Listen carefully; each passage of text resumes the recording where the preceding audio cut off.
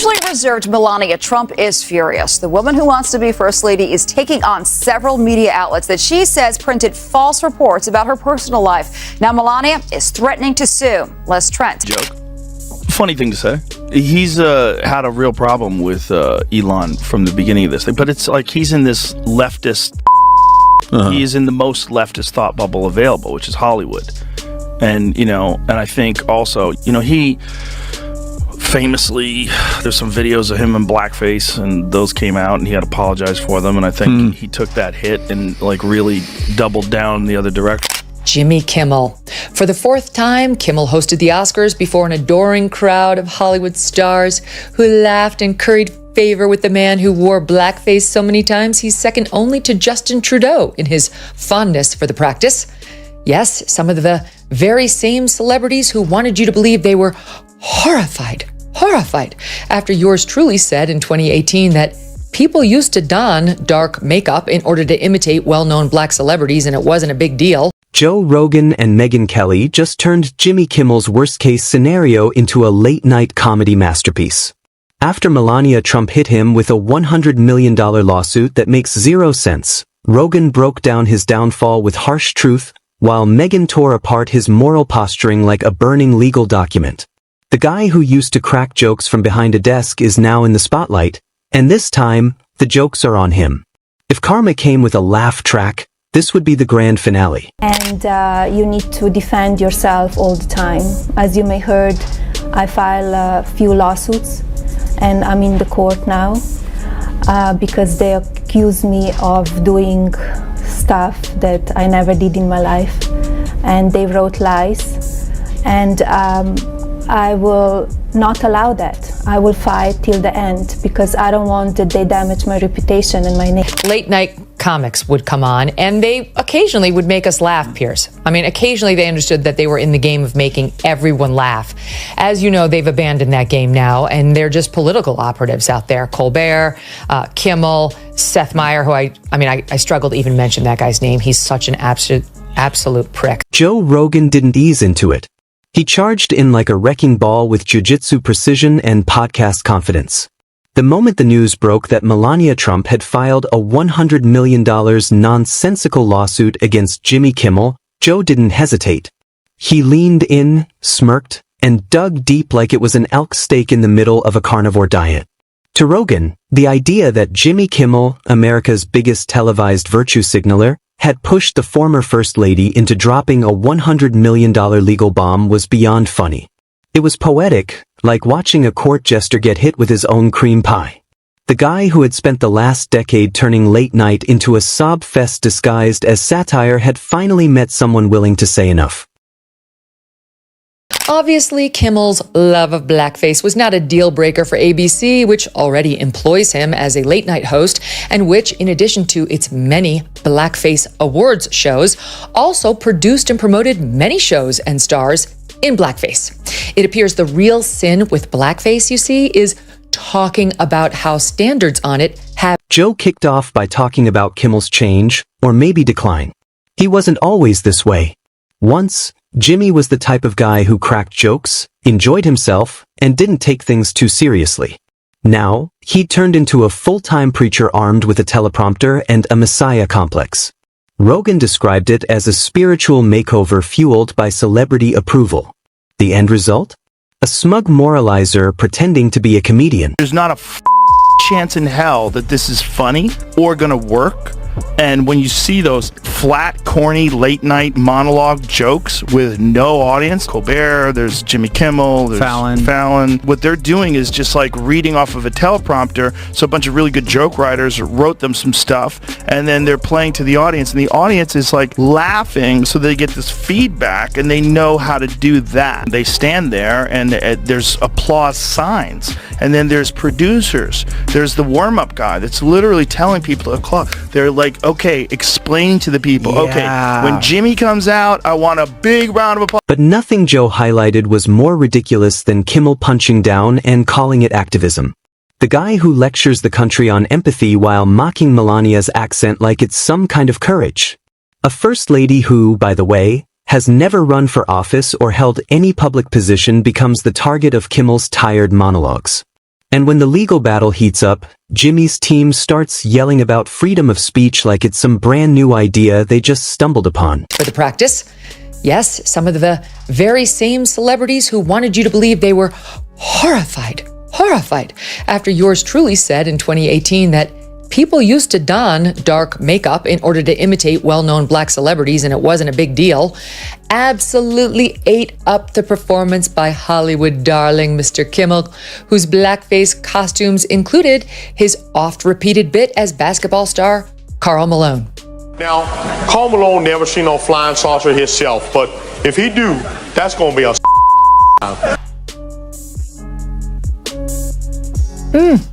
And let's not forget Oprah. Rogan laughed at the irony. Here's a guy who hides behind comedy when he offends people, but immediately claims victimhood the second someone pushes back. Joe said the only thing thinner than Kimmel's jokes these days is his skin. Melania filed a lawsuit, and suddenly Jimmy's got a squad of lawyers and emotional support assistants crafting statements about how satire is under siege. Then Joe got precise. He pointed out that in the era of President Trump, yes, again, President Trump, Kimmel built a career mocking from the safety of a studio, targeting a family that couldn't fight back the way politicians do. And now that Melania has flipped the script with a legal hammer, Jimmy's realizing the target can strike back too. Joe didn't blame Melania. He said she probably had enough of being the easy punchline for people who couldn't come up with an original joke even if it smacked them over the head with a cue card. And the fact that this is happening now during Trump's second term made the timing even sweeter. Rogan pictured Jimmy sitting in his office, panicking, not over the lawsuit, but because someone might have finally outraged him. The man who once cried on air to score points for being a truth teller was now facing a courtroom truth of his own.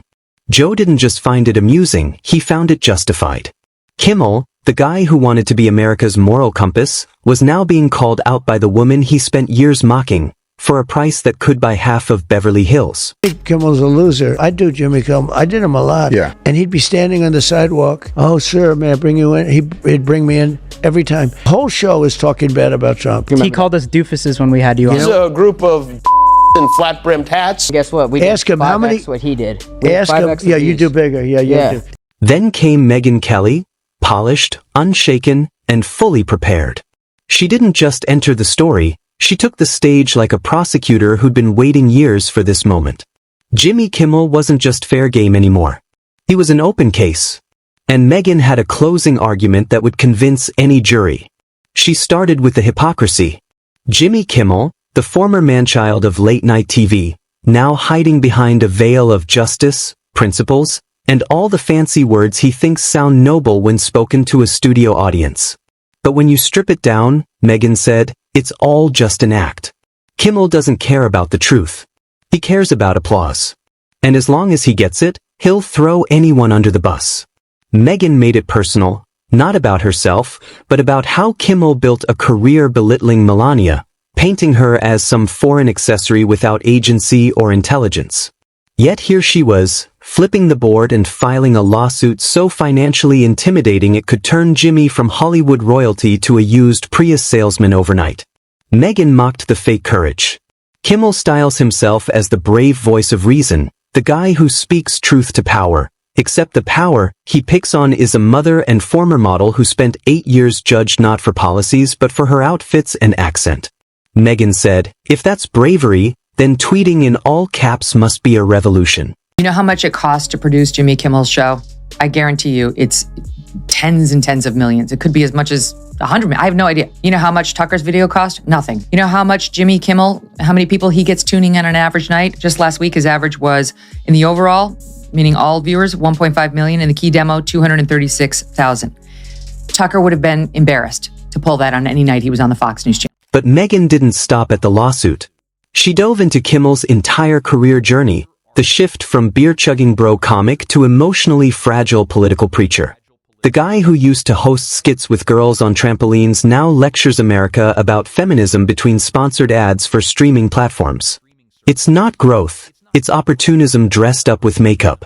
She relished the timing. President Trump back in the White House while Jimmy Kimmel tries to replay his greatest hits from 2017 like the country's stuck in a Groundhog Day rerun. The only problem is nobody's laughing anymore. The jokes are stale. The targets predictable. And now those targets are fighting back with legal briefs instead of punchlines. Megyn broke it down. This wasn't an attack on free speech, it was a reality check. Kimmel thought he was untouchable. He believed a studio audience and a few claps from Twitter blue checks could shield him from real consequences.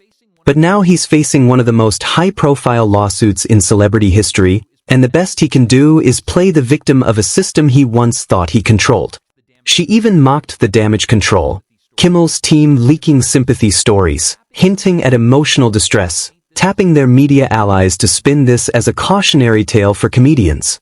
Megyn called it what it really was, the panicked whimper of a man who never imagined his own medicine would be served back to him in a courtroom. We're 3 times what Jimmy Kimmel gets.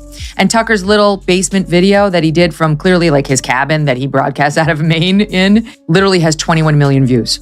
Okay? 21 million views. Whereas, as I point out, on ABC, a massive network that comes into your home for free, that you have to make no effort to find, at best, Jimmy Kimmel can get 1.5 million. He needs to have a little self-perspective before going out there and hurling these insults because he looks a... And don't forget, she said this is all happening with Donald Trump back in the White House. The same Trump Jimmy promised would never come back, the one he built his entire persona around opposing. And now Trump's calling the shots from the Oval Office. Melania's got her legal team ready, and Kimmel's brand of self-righteous sarcasm looks about as fresh as last week's monologue. Back to Rogan, who marveled at how Kimmel's collapse symbolized something bigger. This wasn't just about a lawsuit. It was about the death of a comedy generation that forgot how to be funny. Joe said late night used to be risky, edgy, and irreverent. Now it's just one long therapy session with applause breaks. And Kimmel was the perfect example of that decline. Joe tore into the self-serving sob stories, the monologues disguised as activism, the fake outrage, and the obvious pandering. Rogan said Kimmel became less of a comedian and more like a hall monitor with a writing staff, someone who traded laughs for likes. And now he's learning that moral superiority doesn't stand up under legal pressure. Megyn came back for her closing remarks, highlighting the bigger hypocrisy in Hollywood. The same industry that claims to champion women's empowerment let Kimmel mock Melania Trump for years. And only now, with money at stake, are they suddenly silent. Not a single word from his peers. Not one "believe women" tweet. Because, Megyn said, this woman isn't part of their club.